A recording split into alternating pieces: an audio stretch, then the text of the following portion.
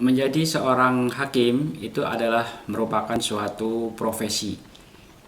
Dikatakan sebagai profesi karena untuk menjadi hakim terlebih dahulu harus mempunyai surat keputusan yang diberikan oleh presiden dan harus melalui beberapa tahap seleksi, mulai dari lulusan seorang sarjana yang dibuktikan dengan sudah lulus dari fakultas hukum yang bersangkutan, dan kemudian dia juga sudah dilakukan lulus tes sebagai CPNS, PNS, dan sudah melalui diklat hakim, dan kemudian setelah itu baru diangkat oleh keputusan presiden dan menjadi seorang hakim. Itu nantinya akan ditempatkan di daerah-daerah seluruh Indonesia sesuai dengan pada saat ia mendaftar dia sudah melakukan semacam kontrak gitu. Jadi tidak boleh menolak kalau seorang hakim itu hanya ditempatkan di kota-kota tertentu, dan ini sebuah resiko resiko dan tanggung jawab untuk menjadi untuk menjadi hakim. Jadi hakim ini ketika dia sudah mendapatkan surat untuk ditugaskan sebagai hakim, dia tentu juga sudah lulus kode etik, ya, kode etik.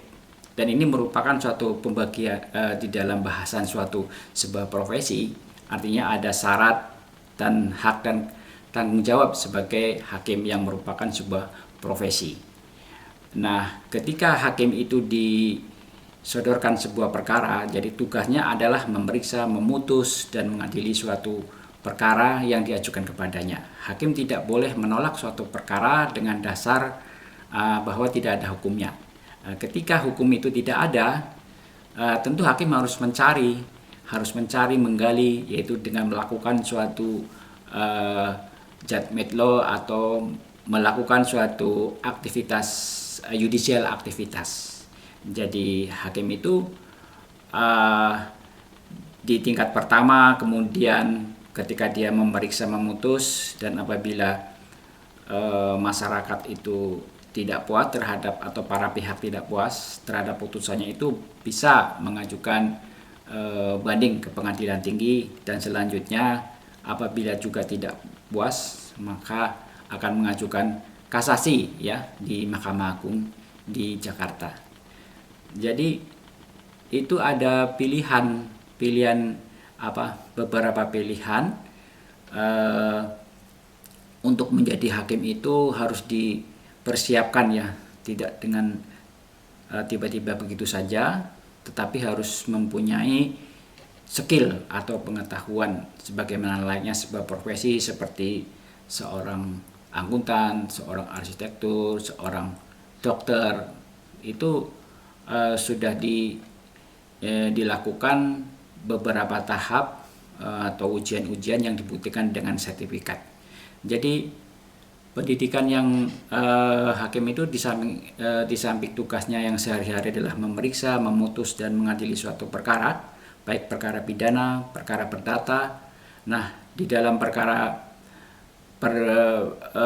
perdata ini juga hakim diberikan tugas sebagai mediator.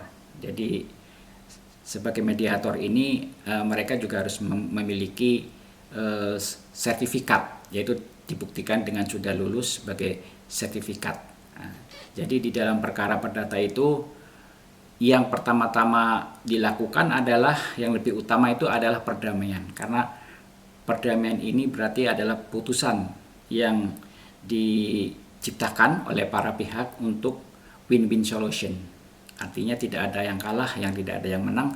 Namun demikian sebagai hakim, sebagai mediator, nah mediator ini juga harus mempelajari juga apakah betul putusan para pihak ini sudah sesuai dengan rasa keadilan yang berlaku di masyarakat. Sebab menurut Perma nomor 1 tahun 2016, apabila putusan-putusan yang dibuat para pihak itu juga bertentangan dengan hukum, dan ini juga hakim bisa memberikan rekomendasi tentunya agar kesepakatan yang dibuat oleh para pihak itu memang betul-betul adalah keputusan yang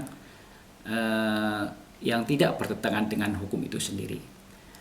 Jadi pada intinya dalam menjadi seorang hakim itu adalah sebuah profesi, dan mudah-mudahan para mahasiswa itu dalam masa pembekalan ataupun orientasi ini bisa mengenal lebih jauh ya, khususnya yang berada di Fakultas Hukum Universitas Ahmad Yani ya.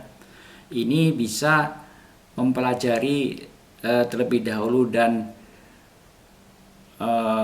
mempunyai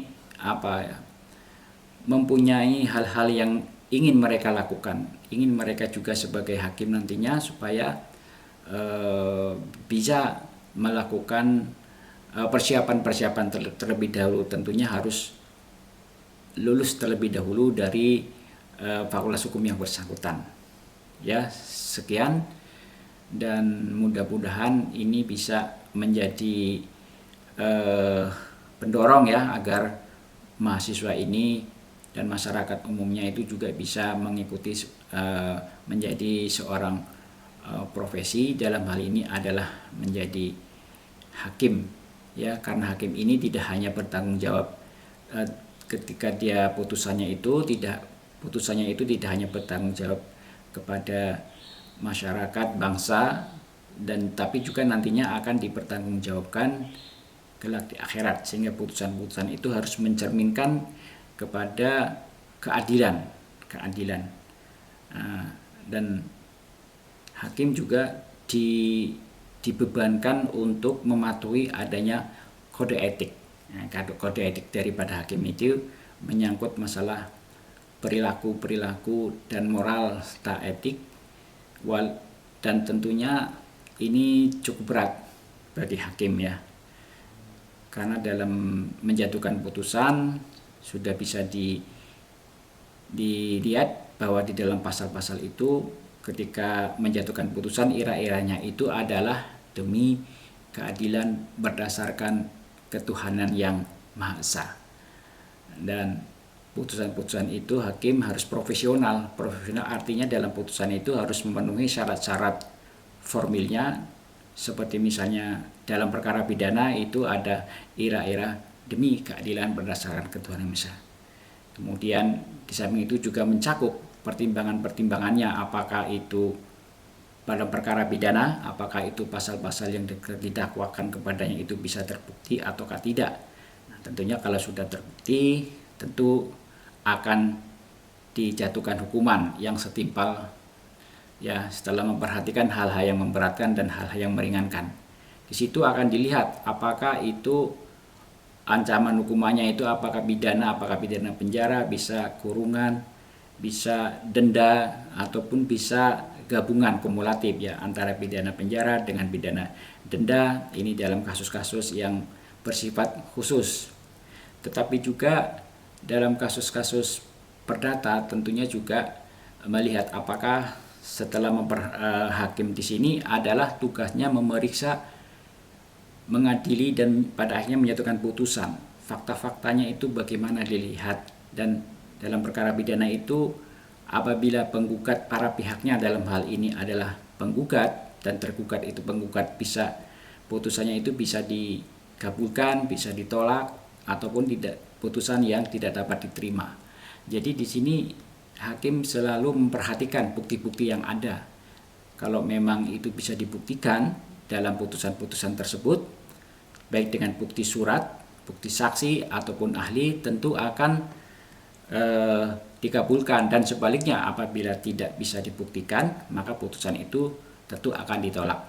Nah, di dalam perkara pidana juga ada, kalau masyarakat itu merasa ada yang namanya pra peradilan.